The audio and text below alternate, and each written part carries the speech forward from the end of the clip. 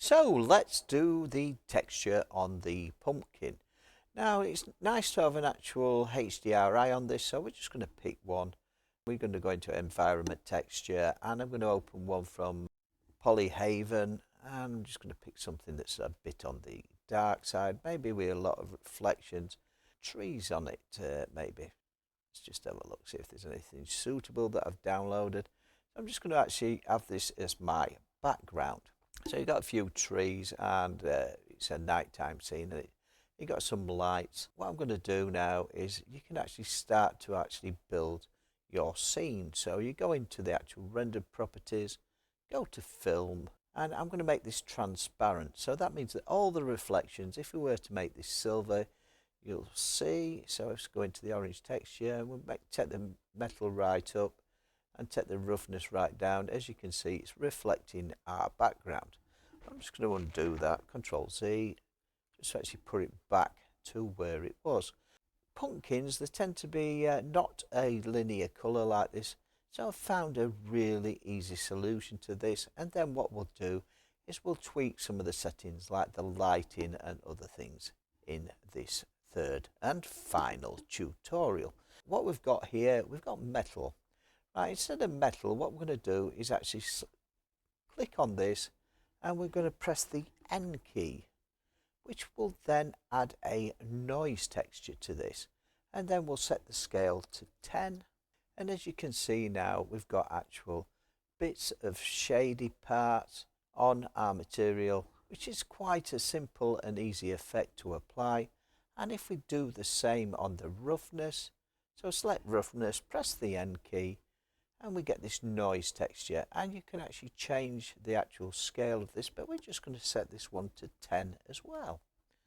So we've now got some parts that are shiny, some parts that are dull, and it's entirely up to you by changing these details here on what kind of distortion effect you want to actually have on your individual pumpkin.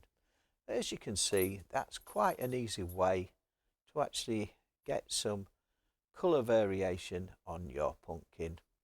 All we need to do is take this down to half light, and we start to get our pumpkin.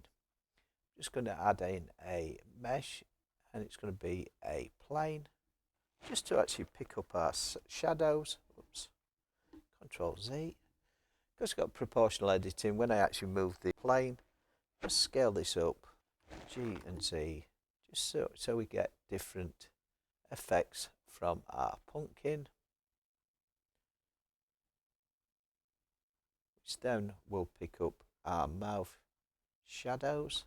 Take the roughness right up, and as you can see, it's reflecting our HDRI that we've actually put on our scene, and depending how bright or dark you want it is entirely up to you. And of course, this actually makes your scene in Blender. So I'm just going into edit mode on the plane, go on line select, select some lines around the plane, on point select rather than line select, and what we can do is we can actually scale this up, E and Z, just to get that little bit more shadow on our plane, but keeping some of our HDRI light on our scene. Position your camera wherever you want to put it by pressing the 0 key, which will actually look through your camera, pressing the N key, and you can actually start to look through your camera on your view and just turn it round until you've got the desired view, and of course then you can actually render it. And finally, you can actually change the actual colour of your spotlight inside the actual, come back out of edit mode, go into your light, into the light properties, and you can change the colour of your light to whatever you evil pumpkin, and then press F12 to render. And let's just have a look what this actually looks like. And there you have it. You've got a hard line here on the back side, but what we can do is we can soften that by adding a bevel to that. With your box selected, go into edit mode, select your line like this, and we can actually bevel this by pressing Ctrl and B. and we're setting up a scene. I'll make this up to 28 and grow it round like this. You can even move it back. It's entirely up to you. But that just softens the angle behind our pumpkin. Press F12 again, like so. Not looking through my camera. Let's go in on my pumpkin and press F12. And there you have it. Your very own pumpkin in Blender. Not sure about the purple eyes though. Bye for now. Oops, nearly forgot. If you want to add a little bit more detail up here, because you can see this, I don't think that looks particularly good. And I'm just going to add a little bit of detail, so you can go into proportional editing, select a line there, and G, just to actually add a bit of shape so it actually follows your grooves. Entirely up to you how much detail you add onto your pumpkin. After all, it's your creation.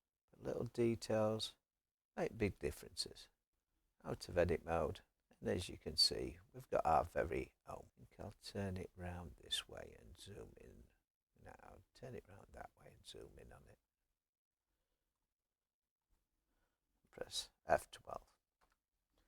And of course, I've done a candle tutorial in the actual past, and that is a different thing to do. But if you actually combined it with the candle tutorial, you can get a flickering effect in your pumpkin. Very spooky, especially in an animation. Hope you enjoyed these tutorials.